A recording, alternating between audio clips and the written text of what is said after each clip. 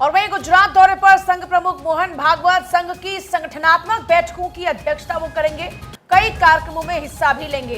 देखिए, इससे पहले आपने यूपी में उन्हें देखा और अब गुजरात जा रहे हैं। संघ की संगठनात्मक बैठक की अध्यक्षता भी करेंगे। गुजरात दौरे पर संघ प्रमुख मोहन भागवत कई कार्यक्रमों में यहां पर हिस्सा लेंगे। संघ की संगठनात्मक जो बैठकें हैं उनकी अध्यक्षता करेंगे और साथ ही साथ जो कई कार्यक्रम रहने वाले हैं यहाँ पर संघ के, उसमें भी वो हिस्सा लेंगे। संघ की संगठनात्मक बैठक अपने आप में बेहद खास है। जाहिर सी बात है, संगठनात्मक तौर पर कई बदलाव की दिशा में संघ के जो कदम है वो बढ़ रहे हैं और उस दिशा में इस कदम को बड़ा अहम माना जा रहा है।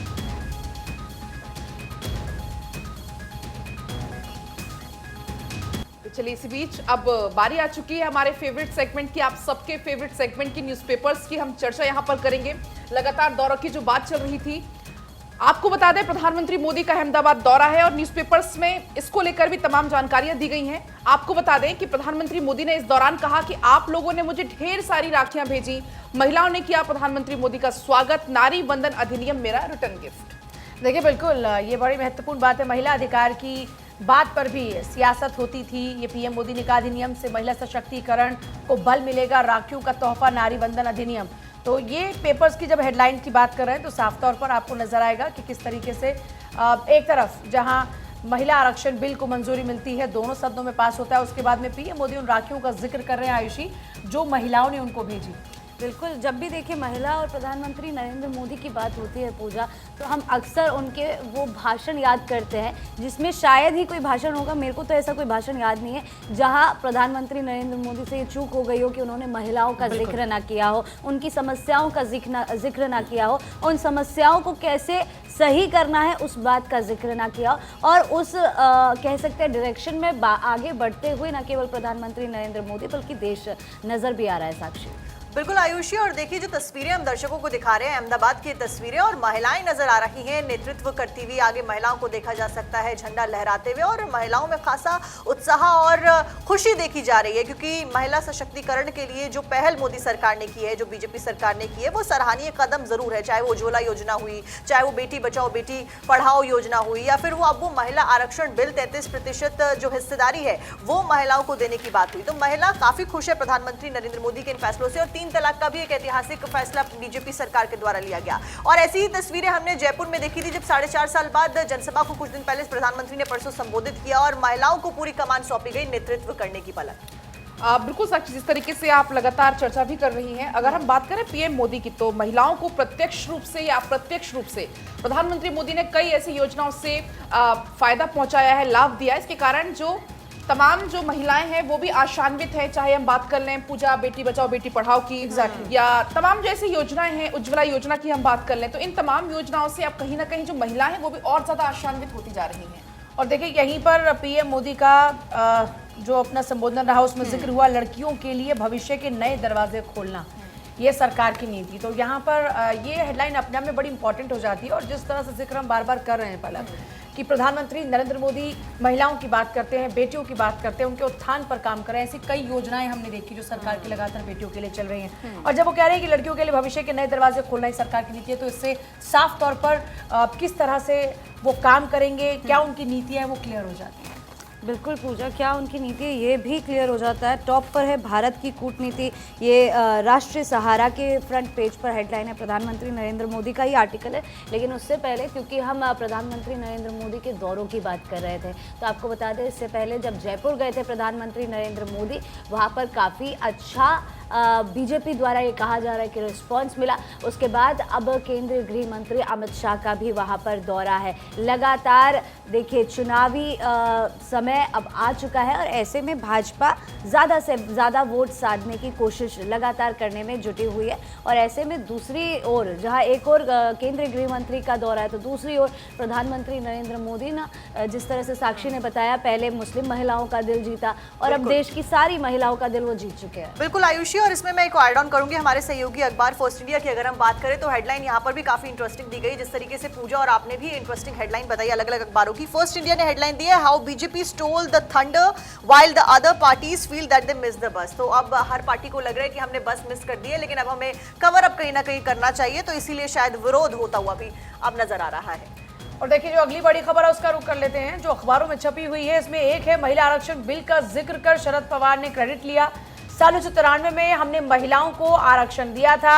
महाराष्ट्र देश में पहला राज्य था जिसने महिलाओं को रिजर्वेशन दिया। तो देखिए सबसे बड़ी बात यह है कि आप वुमेन रिजर्वेशन बिल की जब बात करते हैं तो फ्रॉम द डे वन, जब से इसका जिक्र होना शुरू हुआ है, हर पार्टी अपना अपना श्रेय लेने की कोशिश करती हुई नजर आ रही है। जब आपने संसद के सत्र में सोनिया गांधी को सुना तो उन्होंने कहा कि ये राजीव गांधी का विजन है और ये उनका सपना साकार हो रहा है। आज जब आप और बाकी के नेताओं का जिक्र कर रहे हैं तो उनमें शरद पवार भी हैं जो कह रहे हैं कि 1993 में हमने महिलाओं को आरक्षण देने का काम किया था, महाराष्ट्र में पहले महिलाओं को आरक्षण मिला। तो इस तरीके से देखें हम आयुषी, तो लगातार देख रहे हैं कि श्रेय लेने की जो होड़ है वो भी देखने को मिल रही है। पूजा, मैं कहने वाली थी कि अगर ध्यान दिया जाए तो पास्ट और फ्यूचर की बात हो रही है। पास्ट का जिक्र आप कर चुकी है, राहुल गांधी कह चुके हैं कि अगर हम सत्ता में आते हैं तुरंत प्रभाव से इसे लागू किया जाएगा।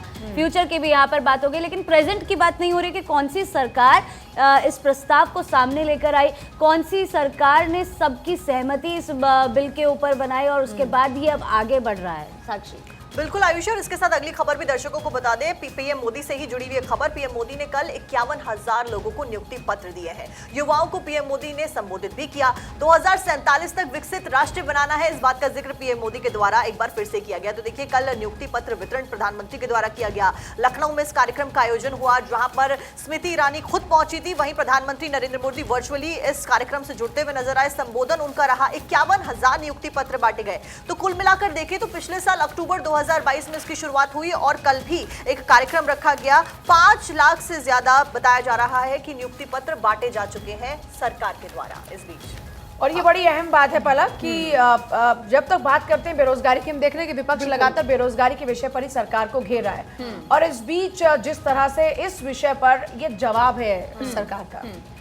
पूजा, हेडलाइन की अगर हम जल्दी से एक बार हेडलाइन बता देते हैं। इसमें हेडलाइन दी हुई है, महिला कोटे के पास होने से नए भविष्य की शुरुआत।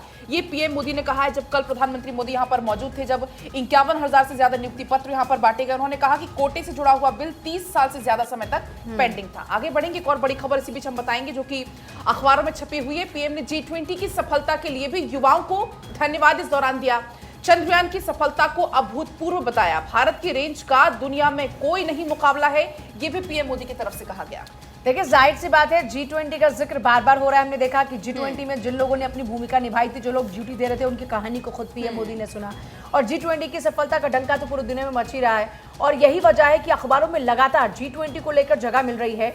और आज भी जिक्र होता है अखबार के अंदर G20 का कि उसकी सफलता के लिए युवाओं को धन्यवाद जब पीएम मोदी देते हैं और कहते हैं कि आप लोग को रिपोर्ट कार्ड देने आया हूँ। बड़ी बात यह आयुषी कि बार बार हम देख रहे हैं कि पीएम मोदी जिक्र करते हैं कि ये मेरा काम है, देखो मैंने ये वादा किया था और मैं उस वादे को कैसे निभा रहा हूँ। तो स्टेट्समैन मेरे पास है अखबार फिलहाल मेरे हाथ में। यहाँ पर फ्रंट पेज पर यह आर्टिकल छपा है जिसकी हेडलाइन है, I will take India among top 3 economies.